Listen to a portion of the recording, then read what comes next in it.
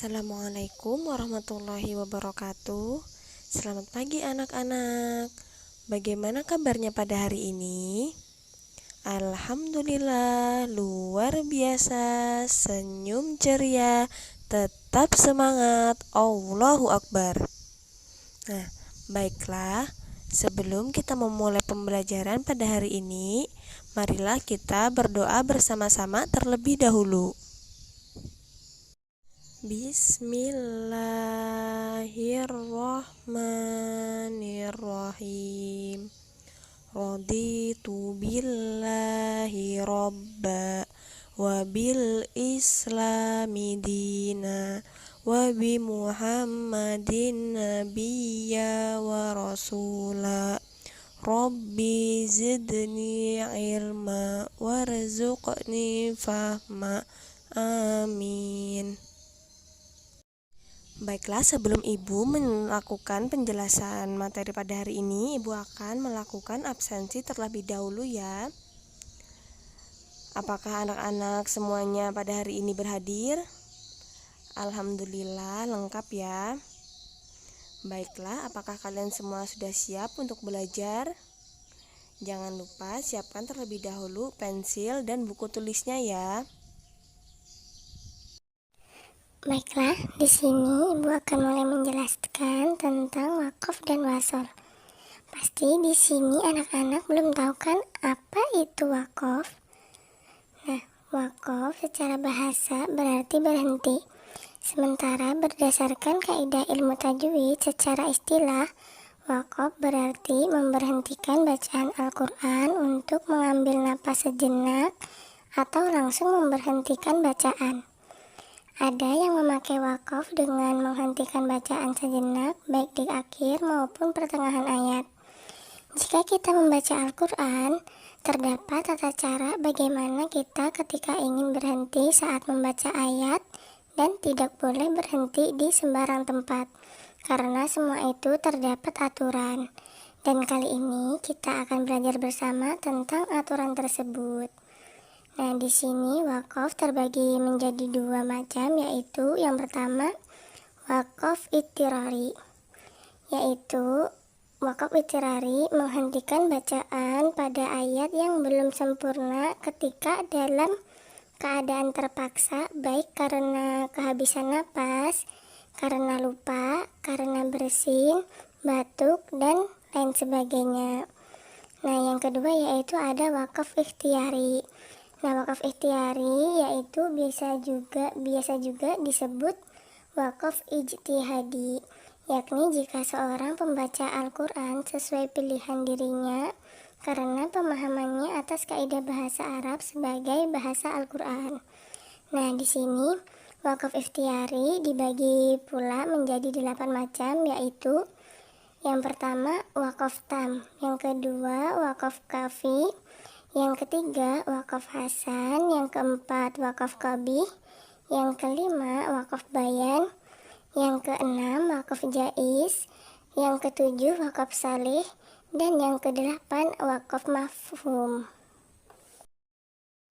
Kemudian di sini selanjutnya yaitu ada tanda-tanda wakaf.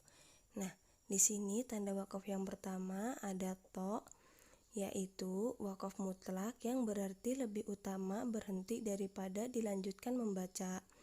Yang kedua ada wakaf tanda mim, yaitu wakaf lazim wajib berhenti. Yang ketiga ada wakaf yaitu huruf jim, yaitu wakaf jaiz boleh berhenti ataupun melanjutkan membaca. Yang keempat yaitu ada wakaf huruf so, lam, dan ya, yaitu wakaf waslu ula, lebih utama lanjut tanpa berhenti. Yang kelima ada wakaf yaitu huruf qaf dan fa, yaitu wakaf mustahab, lebih utama berhenti daripada pada tanda wakaf. Yang keenam yaitu ada qaf lam ya, yaitu wakaf wakfu ula, berhenti lebih utama daripada lanjut. Yang ketujuh ada wakaf huruf za, yaitu wakaf mujawaz, meski boleh berhenti namun lebih utama dilanjutkan membaca. Yang kedelapan ada wakaf huruf shad, yaitu wakaf murakhas, lebih utama terus namun boleh berhenti ketika darurat atau kehabisan napas, batuk, atau panjangnya ayat. Nah, yang kesembilan ada wakaf huruf qaf, yaitu wakaf qabih, lebih utama terus tanpa menghentikan bacaan. Yang ke-10 ada wakaf huruf kaf, yaitu wakaf mutobikun ala ma qablahu. Jika ada tanda ini, maka cara membacanya disamakan dengan wakaf sebelumnya. Yang ke-11 ada wakaf huruf lam, yaitu wakaf la wakfu, dilarang berhenti, dan jika berhenti harus diulang lagi bacaannya. Namun jika di bawahnya terdapat tanda awal ayat yang membolehkan berhenti. Yang ke-12 yaitu ada tanda titik 3, yaitu wakaf mu'anaqah, wajib berhenti di salah satu tanda baik yang awal maupun akhir. Nah, itu biasanya kan kita terkadang menemui dalam Al-Quran ada tanda titik 3 yang bersandingan 2 kali, jaraknya tidak jauh. Nah, itu kita diwajibkan berhenti, kita boleh berhenti hanya memilih 1 kali saja, yang satunya kita harus melanjutkan. Yang terakhir, yang ke-13 yaitu ada saktah, yaitu menghentikan bacaan dengan menahan napas sejenak sekira 2 harokat pada kata yang ditandai saktah atau dengan huruf sin, kemudian langsung disambungkan pada kalimat selanjutnya. Selanjutnya di sini Ibu akan menerangkan tentang bacaan wasol. Nah, pasti kalian bertanya, apa sih bacaan wasol itu? Nah, secara bahasa, wasol berasal dari kata wasola yang artinya sambung, menyambung, atau terus. Sementara secara istilah ilmu tajwid, wasol adalah meneruskan bacaan ayat Al-Quran pada tanda waqaf yang seharusnya boleh berhenti dengan tidak mengambil napas, atau dengan kata lain menyambung ayat satu dengan ayat lainnya. Dengan caranya yaitu sebagai berikut. Yang pertama yaitu cara membacanya disambung dengan harokat akhir huruf pada ayat pertama tetap dibaca apa adanya jika berharokat fathah, kasroh, atau dhammah. Yang kedua yaitu ditambah huruf nun dengan harokat kasroh jika akhir kata ayat yang akan disambung berharokat fathatain, kasrotain, maupun dhammatain. Nah, di sini ada contoh tentang cara baca yang pertama, yaitu dengan adanya tanda berharokat fathah, kasroh, atau dhammah, yaitu bacaan Bismillahirrahmanirrahim dan Alhamdulillahirabbil alamin. Jika diwasolkan maka dibaca Bismillahirrahmanirrahim Alhamdulillahirabbil alamin.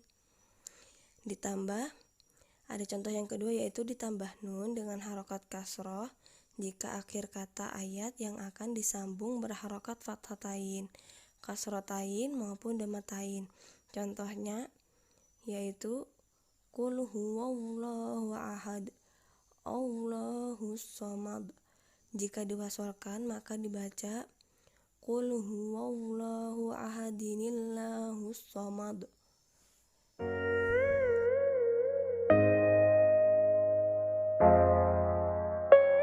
Setelah kesimpulan kita pada hari ini, ada beberapa tulisan yang harus kalian kerjakan dalam kolom soal sebagai berikut.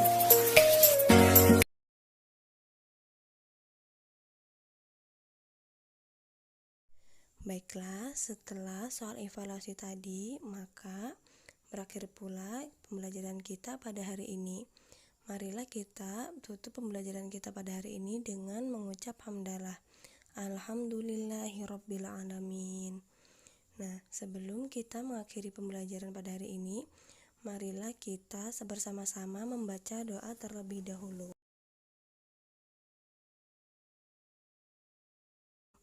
Nah, Baiklah, Ibu tutup pembelajaran kita pada hari ini dengan mengucap wassalamualaikum warahmatullahi wabarakatuh.